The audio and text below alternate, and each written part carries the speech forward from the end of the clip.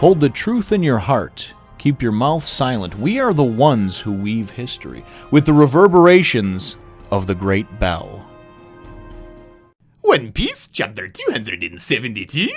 Play! Secrets, secrets, secrets. Ooh, boy. Well, hello, my brothers and sisters of the Nerd Nation.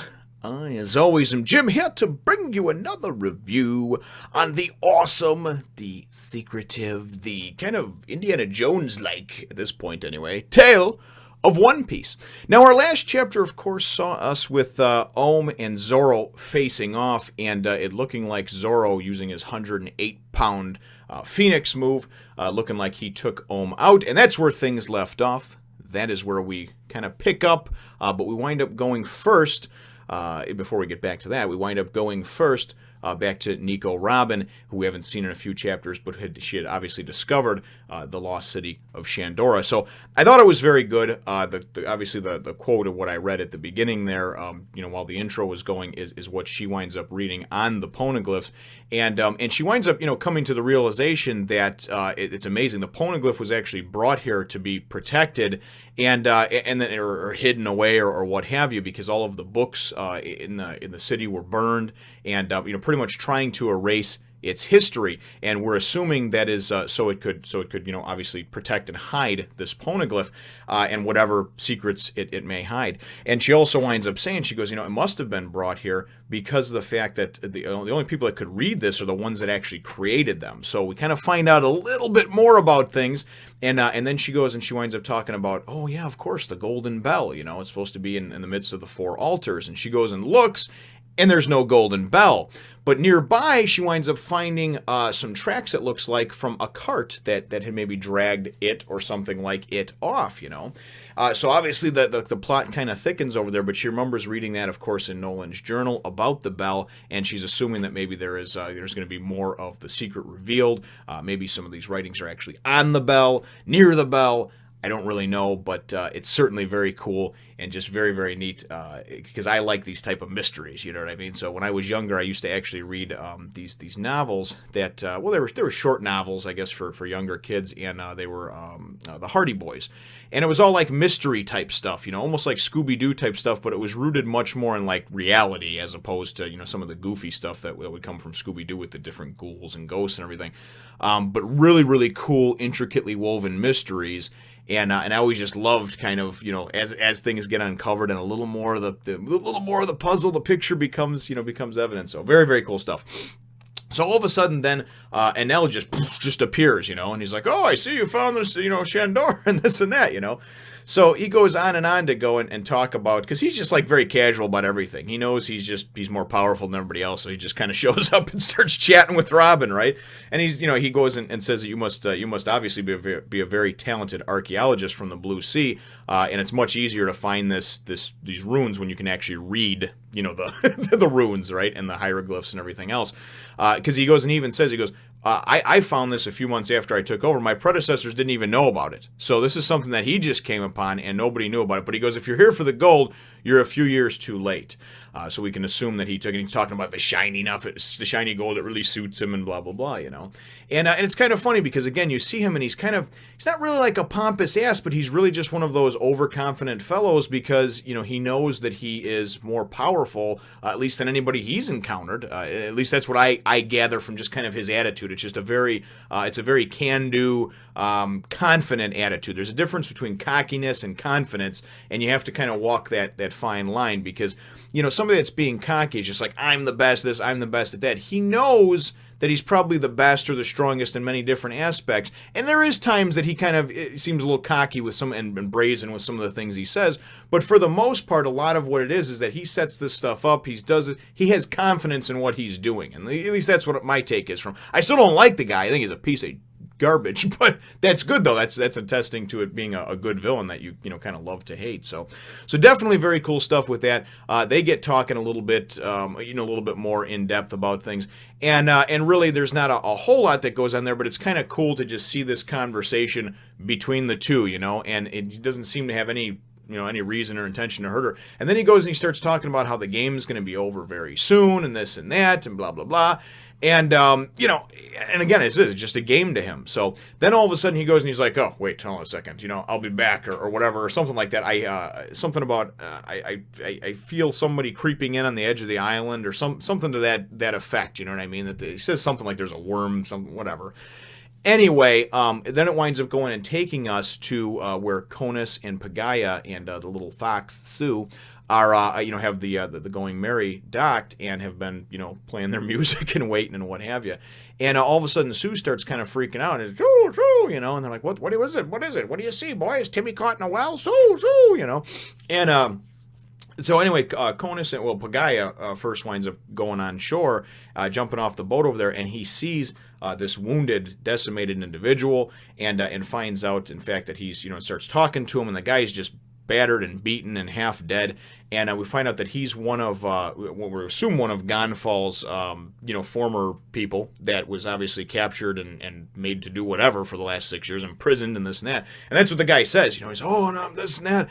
And he says, oh, God, we have to go and we have to go. I have a wife and child on Angel Island. And the guy's like, whoa, calm down, fella. And he's getting Conus to bring him some stuff, some medical supplies. They're going to tend to his wounds. And he's, no, you don't understand. You don't understand. We've been working for Enel for the last 6 years, but now he's going to destroy all of Skypiea. He's going to crash it into the blue sea. And you're like, whoa, what? Why? And so Pagaya is asking him and everything, and he goes on to explain. He says, well, why would he do that though? Obviously he'd kill himself and everything too, and his people. Why would he do that? And he says, no, he has an ark. He has an ark, the Ark Maxim. That's what we've been working on for the last 6 years. So now it starts to get a little bit clearer. These servants, these slaves, these people that he just kind of took over and took into his servitude, and now is probably killing off or has tried to kill off or what have you. He had building some kind of ark called the Maxim, Ark Maxim, I guess. And I'm assuming that's going to be some kind of thing, maybe a flying ark. I'm assuming they're up in Skypiea. It's got to be something with wings, but don't really quite know yet, And I thought it was funny too, because when Robin saw, Enel, and she's like, and who are you? And he's just like, oh, I'm the god. So it's just very, very comical. Anyway, all of a sudden, Pagaya can sense something that's going on, and he goes and he throws Conus back as she comes towards him. That's what it looks like anyway. And then all of a sudden, man, because he could sense it, he could feel the crackle in the air, I guess, and all of a sudden, and that's what Enel was talking about how, because he could like hear or feel the whispers of what this guy was doing, maybe with his mantra, and all of a sudden, just that huge like lightning bolt from hell comes down from the heavens, surprisingly enough, just that huge, just, and we assume fries this guy and Pagaya. So, but as we see most of the time, it seems like nobody really actually dies, so they're probably just electrocuted and maybe knocked out for the time being. But who knows? I don't at this point. So anyway, that's how that portion of the chapter ends. And then it takes us to the last portion of the chapter, which is Zoro, and he's kind of standing over a knocked the funk out Ohm, which I thought was great. Because although Ohm was a great character design, I was kind of getting tired of him. I was getting tired of just seeing Zoro bleeding like a stuck pig, and I just wanted to see him kick this dude's ass. And he did. He just whipped his ass. So anyway, so then the dog's coming after him, and he's like, whoa, and then he just goes and he says, heel, or stop, or something like that, sit, and the dog listens, and he's like, you just listen to anybody? And he goes, bang your head and knock yourself out. Next thing you know, a dog laying on the ground. So Zoro's like, you're thinking he's going to have to fight this dog holy, right? And Clifford's redheaded stepchild, retarded of a cousin, dog just listens to anybody, right? Anyway, not very well trained, because I've had dogs before, and they'll generally listen to their master or people that they've seen their master surrounded with, not just some random stranger that their master is just fighting against, but whatever, it's funny. I thought. So then he's like, all right, now just for the snake and the guy with the rocket launcher, and we're good to go.